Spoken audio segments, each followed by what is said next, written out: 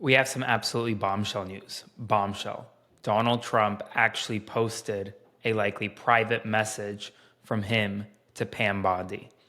Remember the whole message that Donald Trump sent to Pam Bondi late last night, essentially urging her publicly to prosecute Letitia James, James Comey, and Adam Schiff?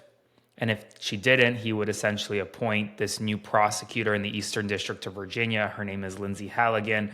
She's Donald Trump's personal attorney. Remember that whole fiasco on Truth Social last night? And everyone was like, well, how come it's written in a way that it seems like it was sent from Trump to Pam Bondi? And we're learning now, according to Rolling Stone, that's because it likely was. This likely was a private message that was supposed to be sent from Donald Trump to Pam Bondi, the president to the attorney general, urging the attorney general of the United States of America to prosecute Donald Trump's political opponents. And it seems like he accidentally posted it on Truth Social. And now the White House was stunned. The White House was blindsided, according to Rolling Stone. They did not know that this was going to be public. And maybe being it public is for the best. Because now we see the corruption in plain sight. If Donald Trump sent this message to Attorney General Bondi privately, we would have never known it existed.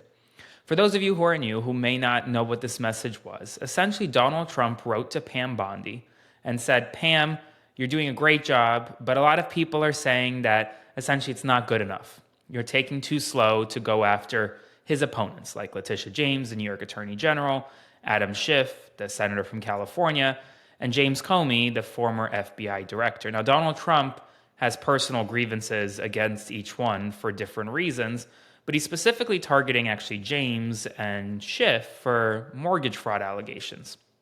And recently, a U.S. attorney in the Eastern District of Virginia, one of the most powerful U.S. attorney's offices in the entire country, was tasked with investigating Letitia James and possible mortgage fraud crimes. And well, after weeks and weeks, months and months of investigation, there was no evidence. There was no evidence. And as a result, Donald Trump fired him, saying that he wasn't doing a good enough job, essentially. He says he resigned. Trump says that he fired him. Whatever happened, happened. He's no longer the U.S. attorney for the Eastern District of Virginia. And the reason why is because he couldn't find evidence to prosecute a political opponent of Trump's, and that made Trump upset, right? Okay, so that sets the stage here. Donald Trump's also trying to seek mortgage fraud crimes against Adam Schiff in Maryland, and then something against James Comey.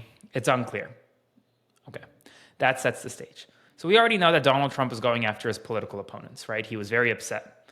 But then, late last night, Trump sent this message on Truth Social, and it literally said Pam, then there was a colon, and then it went on for a little bit ranting about how people say she's moving too slowly.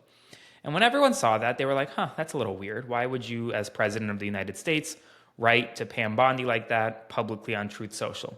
Didn't really make sense, didn't add up.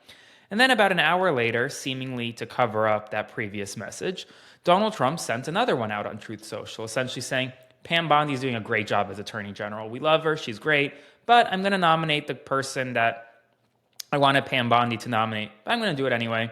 Lindsay Halligan, you're U.S. Attorney for the Eastern District of Virginia. That's what that follow-up message said. And everyone, including those in the mainstream media, didn't really bat an eye. They were like, well, this is probably just Trump being Trump, right? He's just posting some crazy things on the internet late at night, hoping that people would just forget about it as he posts the crazier thing after one another. Got it. Okay. Fast forward 18 hours later, we now know the truth. And the truth is, that first message to Pam Bondi was probably a private message. It was supposed to be texted to her or DM'd to her, however the two of them communicate, maybe email, whatever it was. He accidentally posted it publicly. And then the second message, well, he had to post to cover up what happened with the first message. And according to Rolling Stone, the entire White House was shocked, stunned, blindsided that the first message was even posted because they were not expecting that to ever become public. So picture this. Donald Trump posted publicly what he was supposed to send Pam Bondi privately. But what a lot of people are missing is that the contents of the message were to prosecute political opponents of the president and to demand that the Attorney General of the United States, who is supposed to be semi-independent. Yes, you're part of the executive branch, but the Justice Department is independent. The Attorney General is not the president's lawyer. Okay. The public would have never known about it if Donald Trump did not post it publicly. Theoretically, over the next several weeks, Pam Bondi could have sought Justice Department indictments against Schiff, against Letitia James, against James Comey, and we'd have never known why or how, right? We would have never known that the President of the United States demanded it. And this actually is a much bigger deal than people are making it to be, because the President of the United States is now openly weaponizing the Justice Department against his political opponents. That is clear.